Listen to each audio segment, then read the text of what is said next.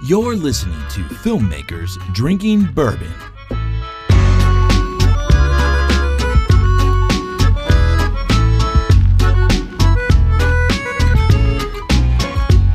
Hey, what's up, Internet? It's Brandon. And this is Alex. And this is Adam. And we're filmmakers. And we're also drinking bourbon. Cheers, everybody. Hey, Cheers. gentlemen. Welcome back. Long awaited. Right. And here's to 2016. Hey. No longer last This year. is the first show of the new year. Everything's new. Speaking of new, what are we drinking today? This, so we just got off of a holiday break full of gifts and family time and friends. This is a gift from one of my friends, from Mr. Chris Rowledge at DIT, I know. Yeah, he's in the film industry. Yeah, so this is Baker's, and it is 107 proof, aged 7 years. Nice. Yeah, Kentucky straight bourbon whiskey. That's awesome. It's got a little kick to it. It does got a little kick to Yeah. it. Mighty tasty. But it tastes Sour good. mash Yeah. whiskey. It is good. I love it. Mm-hmm. So thank you, Chris. Thank you, Chris. I'm like 2 glasses in right now. I know. Feeling good. Yeah, we started a little early. We did a little reunion, little recap. We caught up. Hey so, guys, welcome back. Yeah. Good to see you. So I'm really excited about this year. I mean, it was a nice break. I mean, we were going pretty heavy. Yes. I mean, every week. Well, I think it's going to continue that way. And I think a lot of podcasts start. Yeah. And they get to show 10, show 12. They make it to maybe 20, 25, and then that's it. They run out of material. I mean, you can go to iTunes now and look at even some of the curated galleries, and the podcasts have just run out of steam. They've stopped. Yeah. And even some of my tops, like Yeah. American Cinematographer podcast. Absolutely. Like, you haven't seen an episode in months. Yeah. So I don't know. So we are here to tell everybody out there, do not worry, we are not going anywhere. We are just getting started, my friends. Yeah, absolutely. We are just getting started. 2016 is our year. So There you go. yeah, we're excited about a lot of things. Actually, before we got into the room, we just screened our film Kill Game with Adam. We did. What do you think, buddy? I've been changed as an individual from the core. He's full of it right now. Actually, I think what he's full of is Bakers, and that Yeah. might I change. know, yeah. Baker's number 2 before coming into No, the show. honestly, honest opinion. This was your first screening, right out of the box. This is an assembly edit, straight from the script. Yep. Nothing was pulled, nothing was touched up on. It was, hey, here's the script, here's the film. It's there. Yeah. I've been so before the true up comment, I've been waiting for this to hit my plate and have been excited to work on it anyway, from reading the script, from the table read and everything. So I've been bought in and have been excited to see it. Yeah. So it lived up to that. Good. It looks good. It's going to be a good ride. It does what it's supposed to do The rough without me materials, saying too much. Yeah. Well, and I think too that, A stone worth polishing. to me the hardest thing about doing a short film, especially in, dealing with sort of non-celebrity talent, right? You're dealing with local talent. Yeah. Is, the big thing is, can you get the performance? Can you get a performance out of the actors? Can you find the talent? Yeah. Yeah. And what I've been so pleased with is, we cast just a great group of characters. You, my friend, cast a great group of characters. They're just really good. They're passionate about what they do. No, they haven't gotten their huge break. They're not in Hollywood, but they're doing really cool stuff. I mean, Derek, one of our central characters, Bauer, he was in the new Miles Davis movie. Mm-hmm. He's a lawyer, right? Yeah, and so was the Yeah. little girl. She played, I think, Miles Davis's little girl. Wow. Nice. So, and then the other two guys were, they live and work in Dayton, Ohio, and they do theater. And actually, a really cool side story. Our character Rooker, his name's Dave Gaylor, and you know what? I know Dave's a listener, so Dave, you did a killer job, buddy. Killed it. But at the beginning, Dave was one where I couldn't quite get him where I wanted him to be. And I shared that with him, and I challenged him. And the thing I loved about Dave is he was willing to go wherever it took. Oh. And within probably about 3 weeks before the film, before we shot, I get a text from Dave, and he says, hey, I hope you don't mind. I wrote some backstory for my character. This wasn't for the script. This was just like his getting into his character. His research. And he said, and by the way, I think I'm going to shave my head. Yeah. Dude, And so here I am When going you like, told me oh about my that, gosh, yeah. you're volunteering for this film. Huh. You're not getting paid. You're thrusting yourself into it, and now you're willing to like go full on method actor and like shave your head to make a pretty permanent physical change. And I Yeah. will tell you right now, he transformed. Out of all the Yes. guys and girls in the cast, he transformed. From our first table read, he became Rooker. Oh, And that was really embodied cool to it. witness. Yeah. Yeah. It took it over the top. Yeah. But in general, everybody just did a killer job, I thought, when it came to performance. So. That was great. Yeah, and I mean honestly, there's length of lines. You're not cutting away. Wow. I mean, there's some Well, let me give you some insight. there's some work to be done on a lot of those. absolutely. Well, Alex, break Yeah, down well for the done. listeners the insight. These guys and girls, the cast, the main cast, the main three, on day 2, we could break down the days. That might be for another show, or we could do it now. But It's quick. But yeah.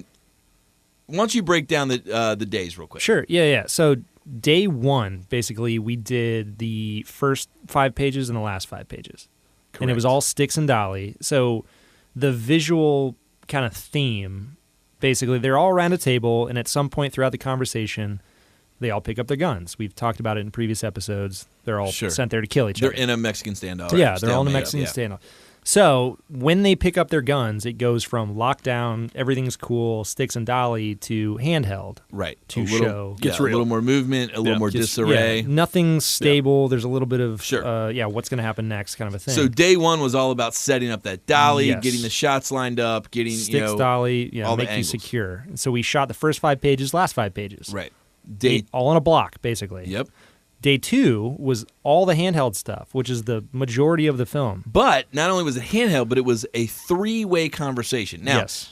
if you are not used to shooting conversations, typically it's a 2-way street. Yeah. You got, over one guy's shoulder, over the other guy's shoulder. Keep your line of, not to cross your the 180, line. your 180 line. We got 3. And 4, that's technically. fairly easy. Yeah. We did 3. Well, if you count the interjections by the little girl and the... Sure, Yeah, you got sure. 4. But just between the 3, that meant that we had to shoot the same scene 6 different times. Actually, on my Instagram, I posted our little diagram that Yumi and Sarah, our producer, went through at the end of day 1 to go through all of our angles. Mm-hmm. And I think day 2 was something like 20 separate setups, maybe 25 setups Yeah, to it was even crazy. cover the conversation. It was crazy. Yeah. But I know at one point the main 6 angles, so over the shoulder of each character twice, that segment was a 10-minute run in the script. No, hold on. It was 8 because we did over Bowers twice. That's correct. So it was 8 setups. But we each of them were 10 minutes long. We ran the entire 8 or 9, 10 pages, which I think each take came out to 10 and a half minutes. Yes. We ran it 2 or 3 times per setup, and we had 8 different setups. So, and that was all handheld with a 35, 40-pound camera rig. But and the amazing thing, though, to credit the talent again, is, they very rarely missed a line. That's what I was going to ask. How often did you get through the 10 minutes? We have several of those that are one takes. You could just run that, yeah. Where we literally That's now, granted, awesome. we were up against time where it was like we had to get you're things gonna done. get it. But I was never at a point where I was like, I never had to settle. I never had to say, well, we don't have time, let's move on. No. I was at a place where I was like, yeah, that'll work. Yeah. Yeah. Or, back up, run that last segment Yeah. again. Yeah. I mean, they were good. Very, very good. So they would run 11 minutes, 10 and a half minutes at a time and just rock it. Yeah, That's they awesome. were crushing it. Really good. Yeah. That's awesome. Well, I mean, so you got 2 guys from a theater background, right? Yes. So inevitably 3. Well, All 3. three. All 3 have for theater, theater. yeah. Oh, well, there you go. You know. Yeah, they That's- know what it's like. I mean, yeah. you're doing an hour and a half play or whatever. Yeah. All Yeah, the you way got- through. you got no Yeah, they choice. can do 10 minutes. Yeah. So yeah, That's cool. So it's fun. It's fun to be in the stage, but putting together the assembly edit. At this point, my brain is fried. Because you've seen it about 5,000 Yeah. times. Yeah, there's nothing new or fresh about this No. film. After pre-production, production, and now editing it, I can no longer speak truth to it. Yeah, right now you hate it. It's the worst film on the You planet. think that's it. But given a few weeks or a week or so, you're going to take a few steps back. Well, I come think, back and be like, oh, I think my for God. me, it's gonna I can't wait until we get a lock that I can hand off to Adam. Yeah. So then I can just disappear and then at some point in Adam time, will work on Adam magically soundscape, will say, yeah. "Hey, I've got something for you." Yes. And then all of a sudden, it's new again. Exactly. Yeah. Yeah. And it'll be real. You know. Yeah. So, but what is your, so for the listeners, so you've seen this film, you've seen the assembly, you've got it there. It's got basically the lav mics and the overhead mic. Yeah. So how are you going to approach it? Because you essentially all you really have is like the dialogue audio. Yeah. So what's going to be your process? Are you going to like, how does that work for you? Like you're going to assemble a bunch of environmental sounds and like you're going to build the bass first, then add the Yeah. Talk about that. So, well, first off, me and you are going to sit down and talk music cues, what takes priority when,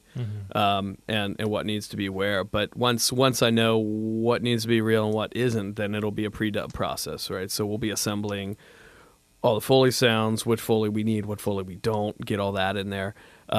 Separate process. Someone will be working a dialogue pre-dub to, choose mics and clean all that up, strip everything out of it before we can build the environment back up behind it.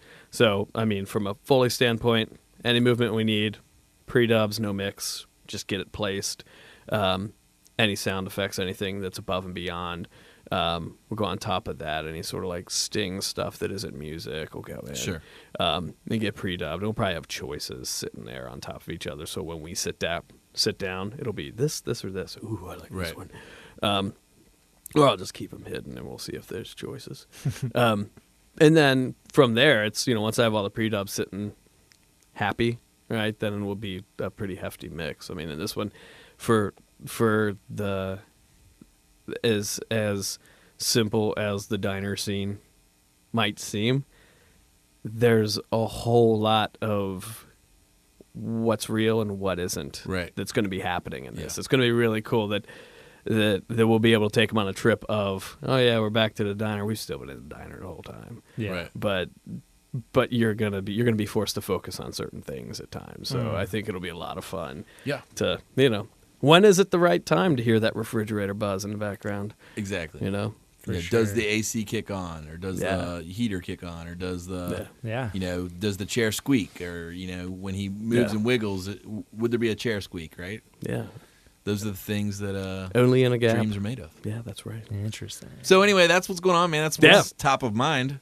For sure. What else is going on, man? This is the new year. Well, I mean, in reference to that, there's a bunch of new movies out. There is. It's not just about our movie. It's not about our movie, but to tie it into our movie, one that you've seen recently that I haven't seen, that you said reminded you of our movie. Yeah, absolutely. Was Tarantino's new one, The Hateful Eight. Yeah. Which, again, is single location. It's basically the same movie. Single location, a bunch of killers. That's a lot more people, well, though. it's funny. So. It's funny. I went to go see. I went to go see Hateful Eight, and I love Tarantino. If you're a filmmaker, how can you not love the guy? It's just that quality sort of kitschy independent cinema. Yeah. But he opens up with this what feels like a 5-minute dolly pullback shot. Yeah. it's like so long, and it's an exterior, and there's a covered wagon, and it's pretty epic, and it's pretty cool, and then from there, basically, this covered wagon goes on a journey. You meet some characters, almost like a road movie. They've got some lengthy dialogue, a la Tarantino style, in the carriage, and then you end up in a cabin with these other new characters, and then the story unfolds, and literally the whole entire film is just people talking in a cabin. Exactly. So to some people, this sounds horrible. Like to my wife, she would hate this movie. Yeah, I don't think Chris would hate this movie. It's just people talking in a cabin. Yeah. And there's people that like those types of movies. There's people that like the go action, cut, show me, don't say it sort of movies. And this is definitely say, don't show. This is a film where it's really the art of storytelling, and you're really just watching characters on a screen tell a much broader story. Mm-hmm. Yeah. So it's pretty cool, and it's very lengthy, and it's very intricate, and things start coming together. Then as the stories unfold, the characters in the room start to matter more. And then you're like, oh, that's not so-and-so, that's this guy. oh crap, and then Gotcha. it all unfolds and So- it becomes really fun. Did you see the quote-unquote roadshow 70 mil print version or the digital I didn't, shorter? but there was a Okay. couple guys who were on the Kill Game crew who Yeah. saw it. Yeah. I know Borgman. For sure. And I almost saw it. A couple other people drove up to Cleveland to see it. yeah. So you saw digital. I just saw it. Look, here's the thing, man. Yeah. As an aside, I don't get caught up in that crap. For sure. If it's a great, if it's a great song, Yeah. I'll listen to it on a crappy MP3 if it's a great song versus a bad song on an awesome audiophile vinyl, blah blah blah. Like Yeah. I just don't get caught up in the pretentiousness of some of that stuff. I'm sure it was amazing at 70 mil, like whatever. Yeah. But here's the thing, like it's going to be good wherever you watch it. No Like doubt. I've watched great films on really crappy TVs in bad hotels that are still great films. Well, I mean, and you could go to Yeah. the argument for the Sundance film, like the shot on the iPhone. Yeah, and Tangerine. if it's a good story, it's a good story. Period. But Yeah. I thought it was cool, and this is in all the filmmaking news and the forums and all. There's there's So- a lot of romanticism with For that stuff. and for anybody that doesn't know what we're talking about, Tarantino and his cinematographer Robert Richardson shot The Hateful Eight on what's called Panavision Super 70 system, which is 65 millimeter film. Yep, with a crazy stop. That's what it sounds like when film goes through a magazine. But 65 mil film with a like crazy anamorphic Sure. lenses. They're like 1.25 crop. Anyway, the aspect ratio comes out super wide, 2.76 to 1. And they actually projected this thing in 70 millimeter film at like 100 theaters Sure. nationwide. But here's the thing I don't really understand. Like, I feel like that type of wide frame, really you get the biggest bang in exteriors. That's why you have all the Omnimax and the nature films, and you got all this stuff that's like bigger than life. His whole film happens in a barn. Well, what's happening on the side though? But So what's Nothing. So it's really just guys in the middle. But Nothing. you It's can just guys hold- talking. But some it kick-ass Just setting. yeah. conversations. to completely disrupt that, I was reading an interview with Tarantino and Richardson about how they utilize that format, that ultra wide format. Even so, what they said is on wide lenses, close up, your medium shot is actually a wide shot. You've got, yes, the medium of the man, but on the edges of the frame, Sure. you're seeing 4 other people. So you're keeping Correct. tabs on the dude in the way back of the cabin. So that's what I'm wondering. And, That's I what mean, I'm they wondering. utilize Like, is that wide scope in Okay. order to fit like 5 main characters Yes, in one frame.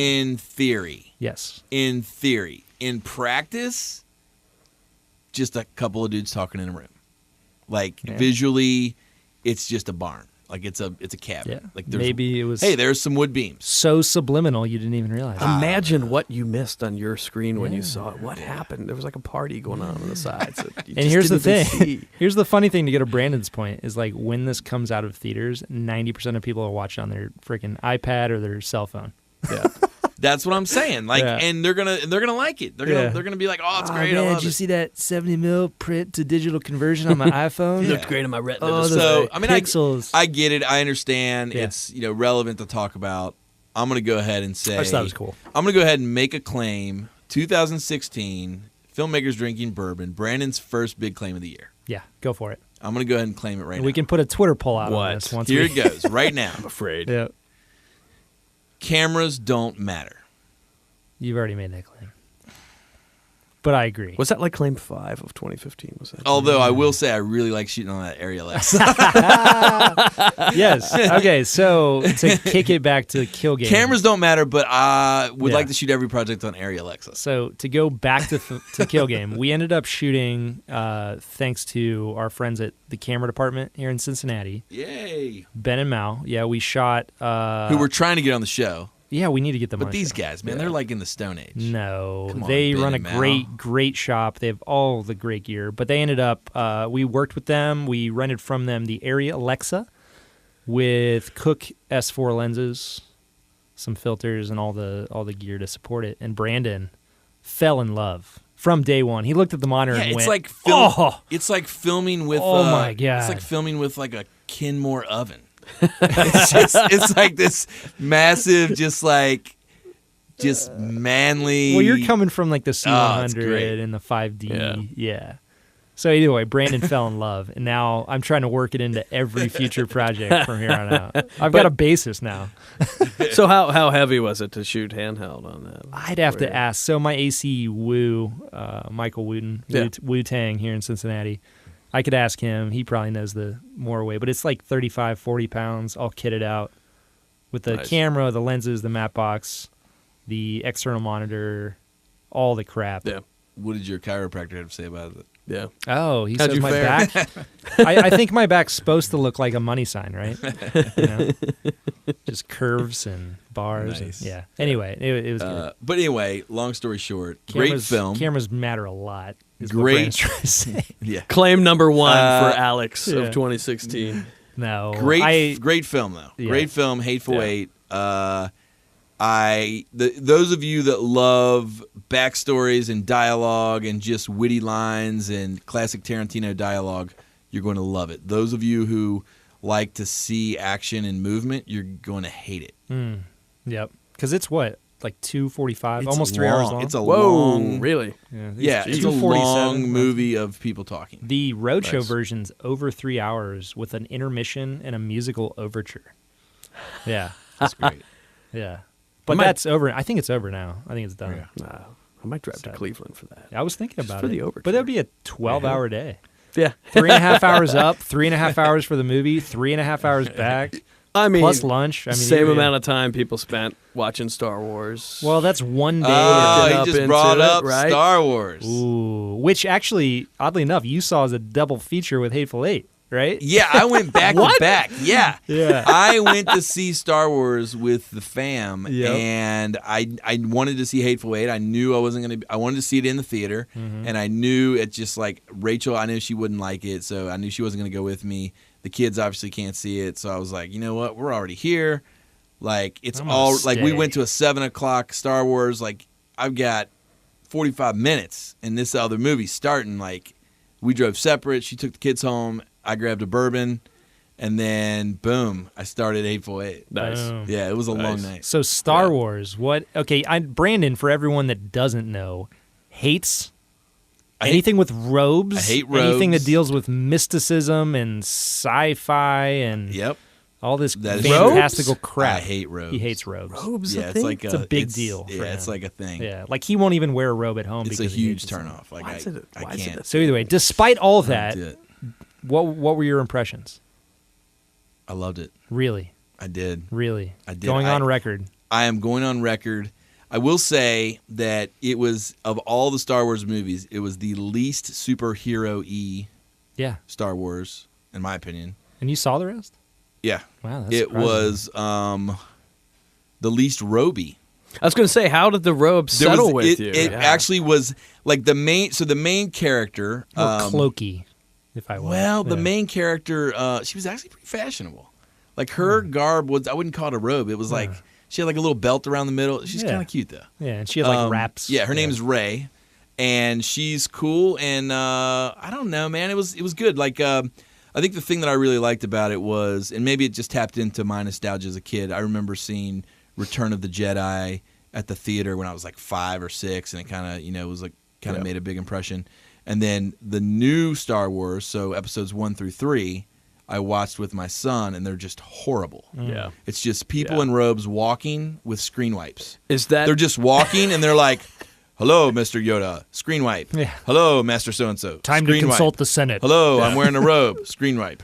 We are at the Senate. It was horrible. Yeah. And so this one, The Force Awakens, goes back to the old school of the original or the middle 3. Yep.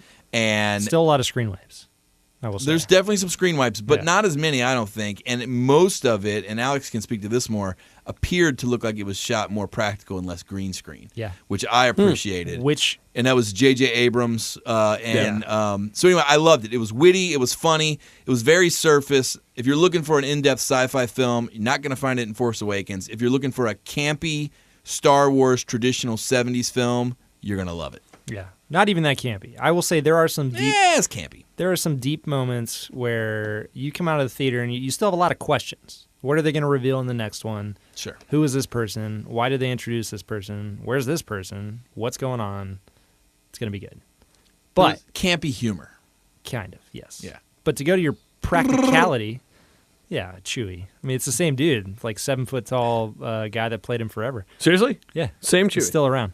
But to go back to your practicality thing, I remember we talked on the phone right after you watched it, and you're like, man, CG is so good. That BB-8 looked great as a CG character. Yeah, I thought he was a thing. Yeah, and BB-8 is like the new R2-D2. He's the new droid, a ball, rolling ball Super thing. lovable. And they actually crafted this thing real. It's a remote control robot that rolls through the desert.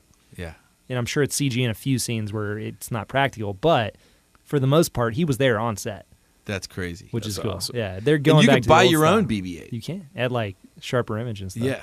Yeah. So sharper image if you're looking for a sponsorship. Yeah. It kind of blew my mind that was real. 'Cause It it's is pretty. real.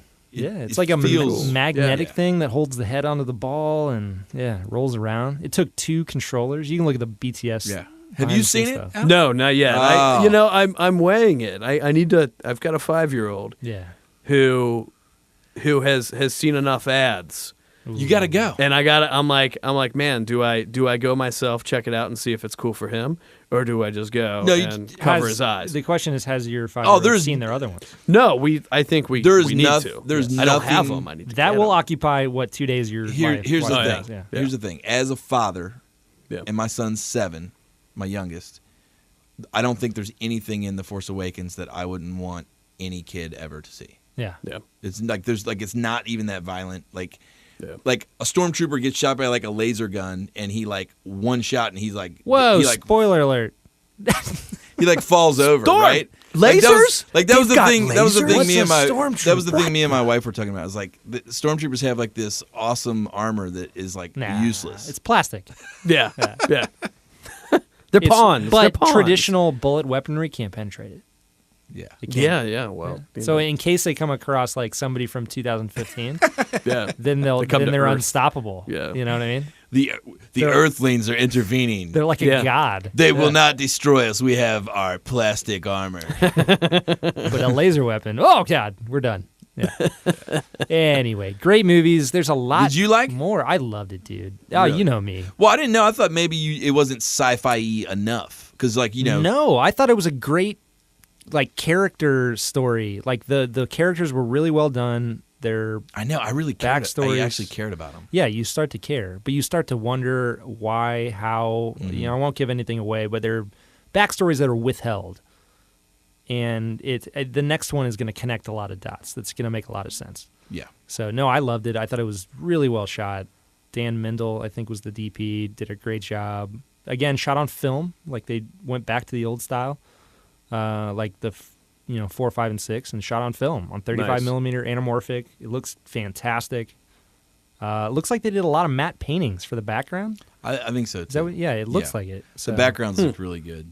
they went completely back to the old yeah. style. And it was cool because you saw, like, in the desert where this one picks up, you saw a lot of the wreckage from prior films. So you would see like a giant AT-AT, that's cool. like a wreckage, Star yeah. Destroyer, like nosedive into In a the planet. desert, yeah. It's Nice. great. I Pretty loved rad. it, dude. That's cool. And I can't wait. I can't mean, wait for the episode 8. The fact that the nostalgia they could play up on this batch is a no-brainer. Well, they had the chance with the first 3, and Yeah, I Ruined. tweeted Yeah. I tweeted out, and I'll publicly go on record and say this, that I just feel like George Lucas, like his time's up, and he should Yeah. never be allowed to touch this ever again. Well, And the first 3, Phantom Menace and all that stuff, he botched because he was the writer and the director, etc. Yeah. All the best films are directed by somebody else. Yeah, this- if you the look last at well, no, even Empire- the originals. that's what I mean. Empire Strikes Yeah. Back and Return of the Jedi are were all- directed by yeah. someone else. Yep.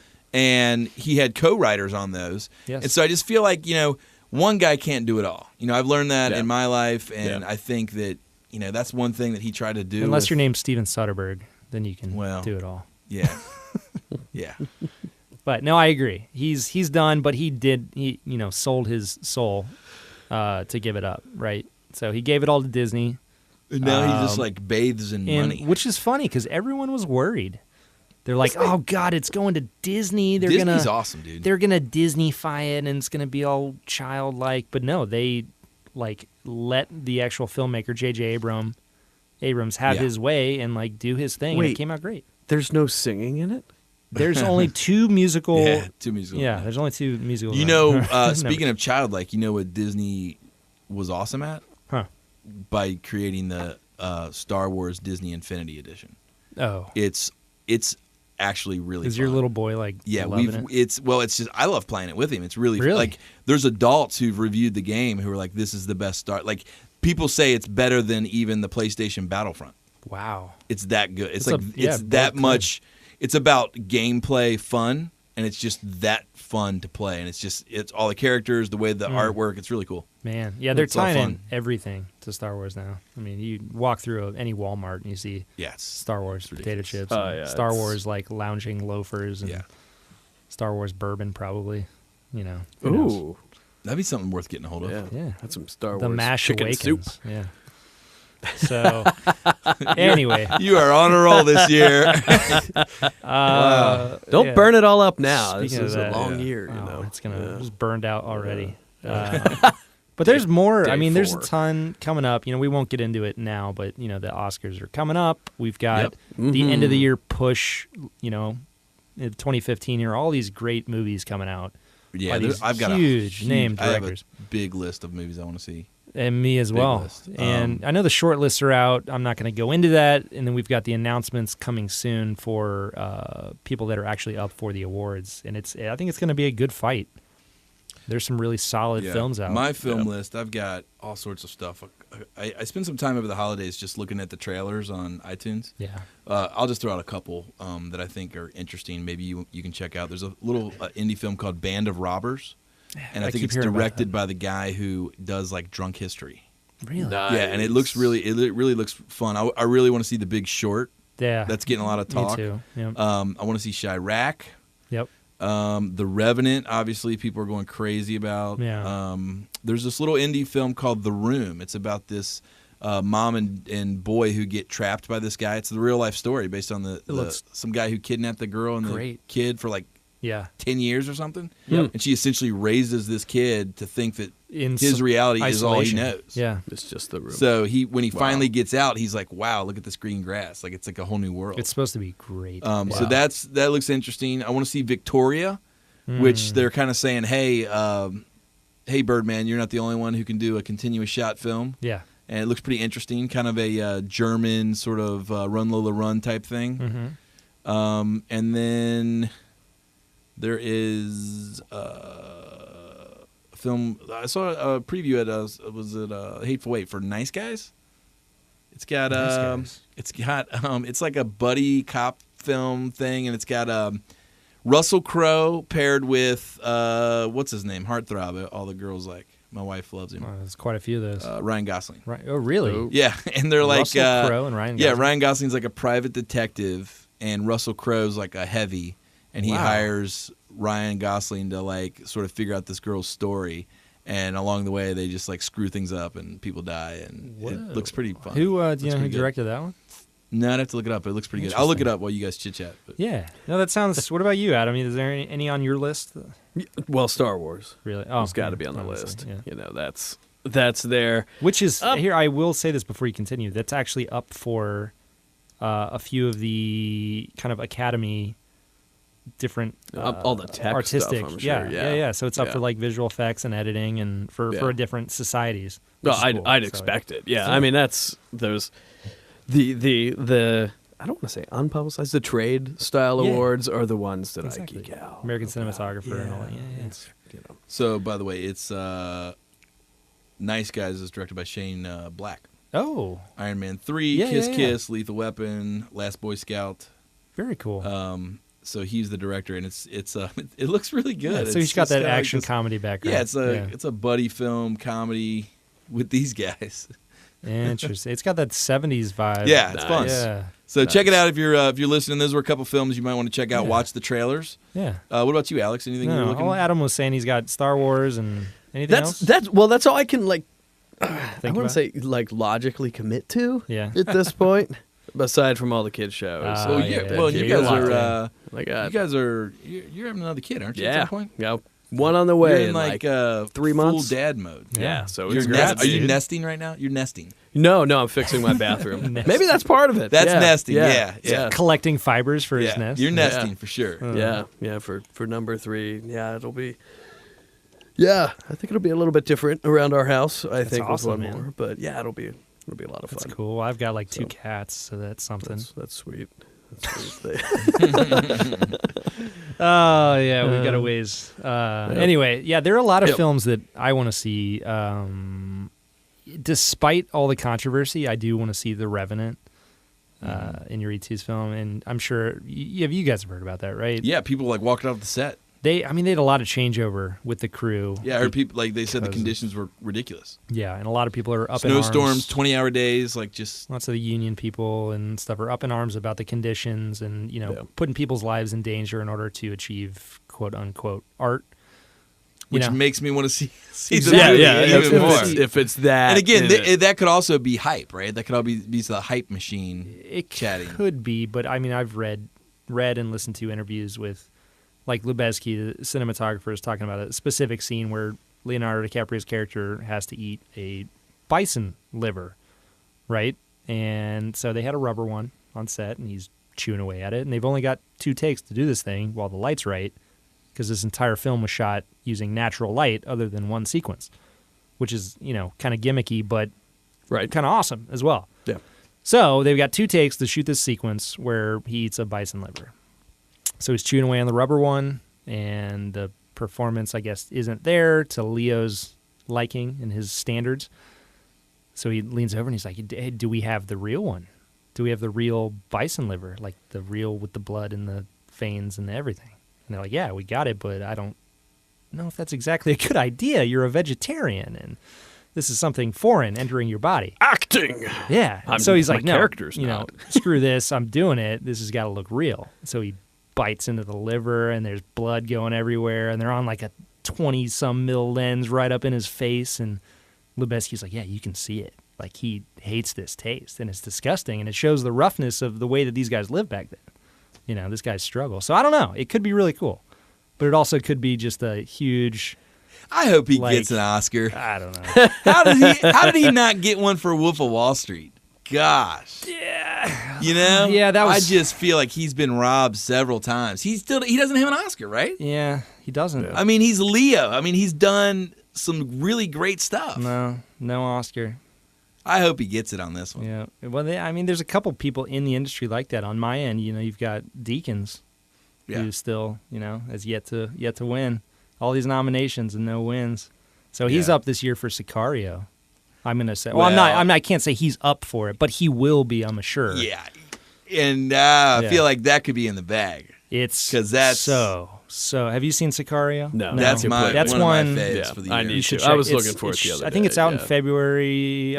Don't quote me, but I think it's out in February on Blu-ray. That's without even researching it. You should buy it. You referenced the soundtrack for the yeah. I mean, I told you to check it out. I've seen a few scenes. And just hearing the soundtrack alone, it's I need to see that. It's kind of drones and Builds. it's really intense. But cinematographically, it's really good. Just natural. Is that a word? Cinematographically? Yeah.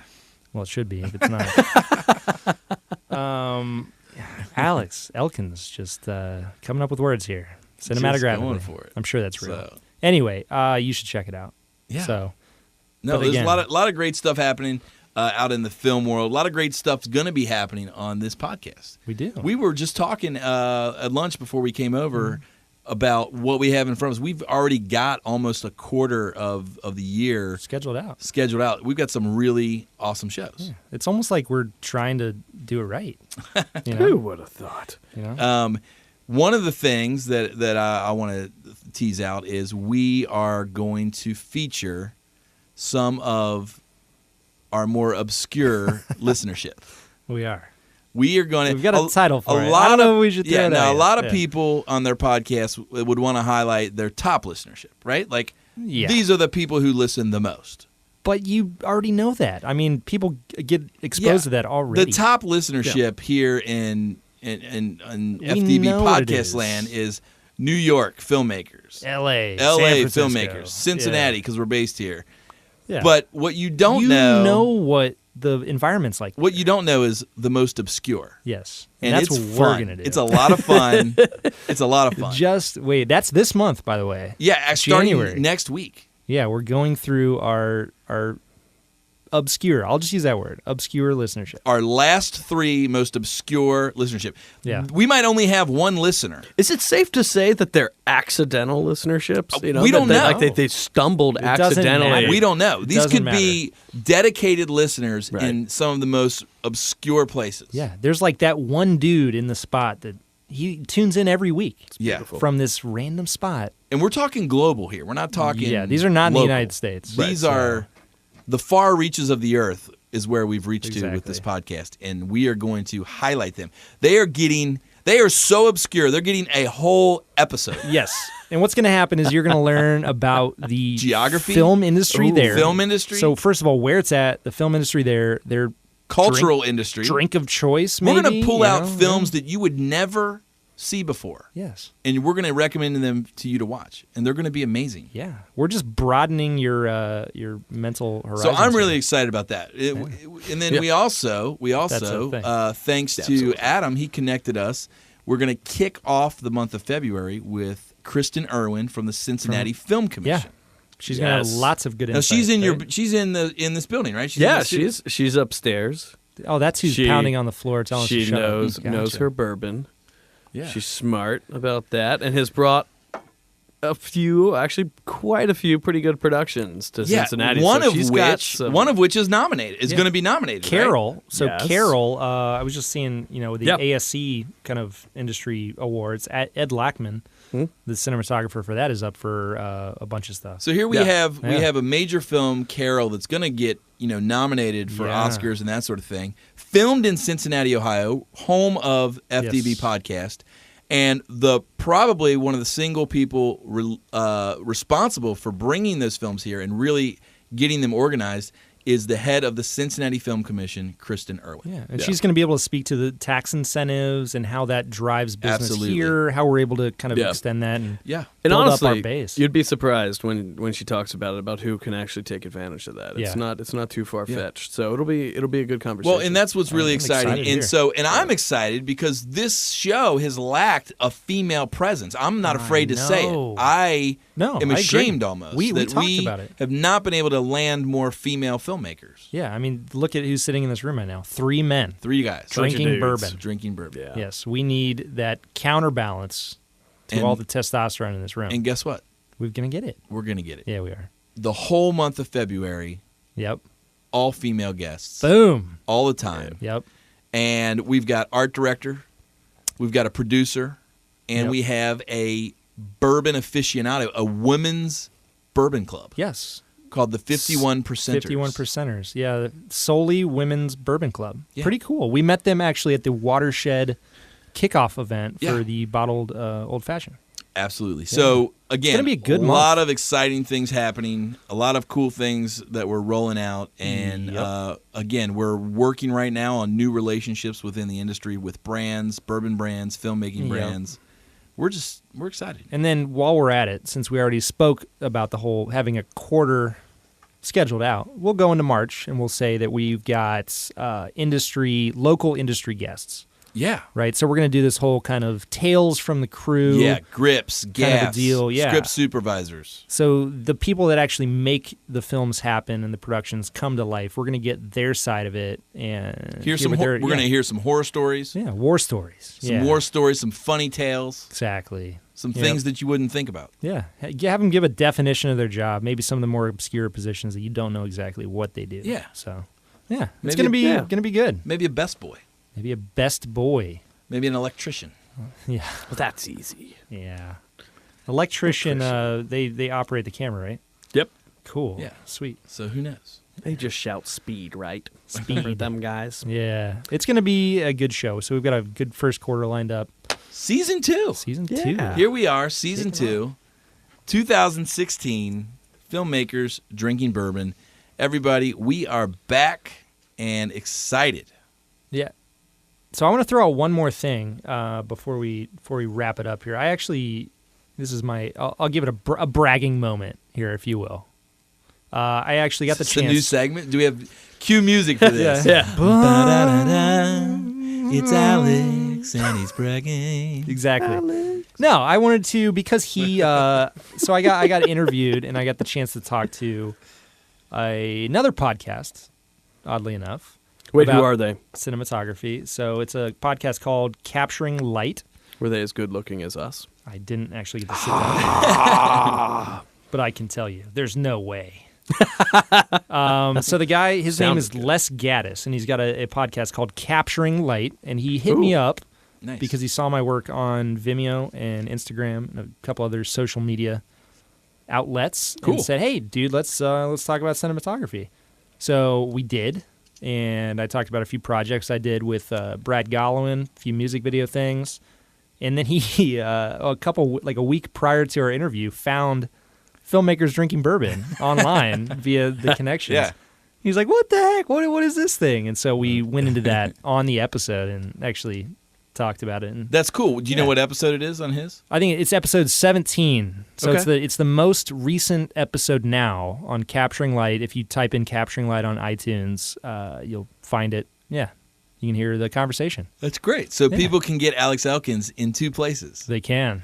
Back-to-back episodes. I know. Isn't it sad that it's not 10 places, right? Wow. I mean, And next week we're going to launch a new podcast Adam's called, like, I got all I want. called It's Alex. that's the spin-off. Bragging. Yeah. Yeah. So what I did Buttons and lenses. Exactly. Because that's the style of music I like. Either way, so screw Brandon, screw Adam Kleinman. Go check out Les's podcast, Capturing Light. And I'm going to sign off here. So screw you. Bye. Whatever, dude. That's exciting to hear. We're thrilled that you're expanding your base and sharing your knowledge, man. There's a bunch of cool podcasts out there. We love you. That's one of them. We love to see you shine, Alex. Really? We'll see if I ever bring bourbon again. So it's been great. It's been a wonderful kickoff of the new year. And, hopefully this next episode, we're all going to be surprised at what we find in the most obscure places of the earth. You and I have got some research to do. We got to get to work. We've got some digging. We got to get to work. Yeah. So I'm excited. Hope you all are excited. I'm excited. I'm excited about the type of alcohol spirits we're going to find in these places. That kind of frightens me, honestly. Just like, We've got this scorpion blood cocktail. What we're gonna find out is there's gonna be a direct correlation to download speeds, bandwidth, and like availability of quality spirits. Yeah, that is just not gonna be in our favor. So, jeez. I'm excited. So that's it. 2016. It's been a fun time. We will be coming all year on a weekly basis. Killer content. Yep. Filmmakers drinking bourbon. Cheers, guys. Cheers, gentlemen.